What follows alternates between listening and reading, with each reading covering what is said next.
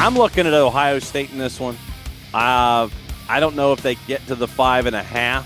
If they do, it'll end up being probably like a 7 or something like that. So I think I have more questions, once again, for Texas than I do anybody else.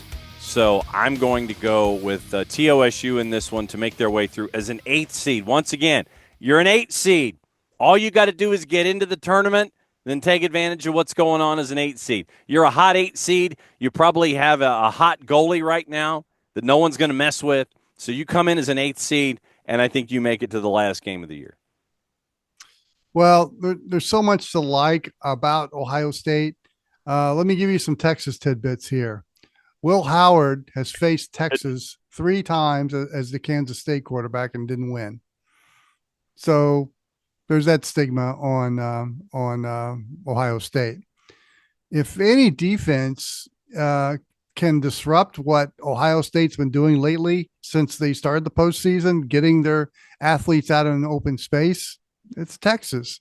You look at that secondary, that is an aggressive secondary that always has played the run really well this year.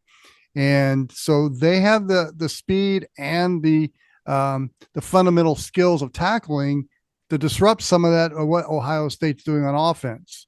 Now, I say all those things, but and Texas still has the injury issues on their offensive line, but I don't think that's going to be much of a difference in this game. But Ohio State has found the secret sauce when they got in the postseason. They've realized you get those guys out in open space, you don't have to try to pound it up the middle all the time. Get those guys out in open space and see what they can do. And what they've done has been pretty destructive to the opponent, i.e., Oregon, Tennessee. And by the way, they're brimming with confidence, not only defeating those teams, one on a neutral site, one in Columbus, but they destroyed them. I mean, those games were over within the first quarter. So this is a team, Ohio State, it's going for the jugular from the jump. And they'll do that against Texas. And Texas has got to be prepared for that.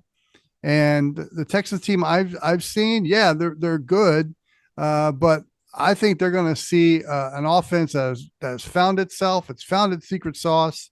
And although those safeties and corners are really good fundamentally for Texas, it's just going to be coming at them in waves, and I don't think they're going to be able to keep up. And that's why I like Ohio State probably by more than 2 touchdowns or more, because you're right, they've got a giant chip on their shoulder, and I kind of want Brother Marty to be happy after the game. Yeah, because then that'll make good programming on Sunday when we tape, and then Monday when it airs. So, no, I just think that Texas. I will go back to. Once again, who has Texas played? And then Texas, we sit there and we talked about their regular season schedule. We talked to them about them losing to Georgia. Then you play Georgia, who's not at full strength. And so continuing to deal with the answers in and around the Texas Longhorns, they haven't played anybody at 100%. They're going to be playing Ohio State at 100%. Ohio State just happens to be an 8 seed. I think that, honestly, if this was reseeded, you probably would have Ohio State at a different number than 8.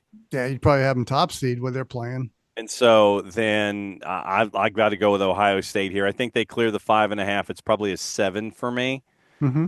And 53.5. So what? You're looking something, 30, 24-ish, somewhere in there. I could see that. Maybe Texas scores a little less, so they don't get to 53.5. But I think that I think Ohio State gets north of 30. I don't know if Texas gets to 24.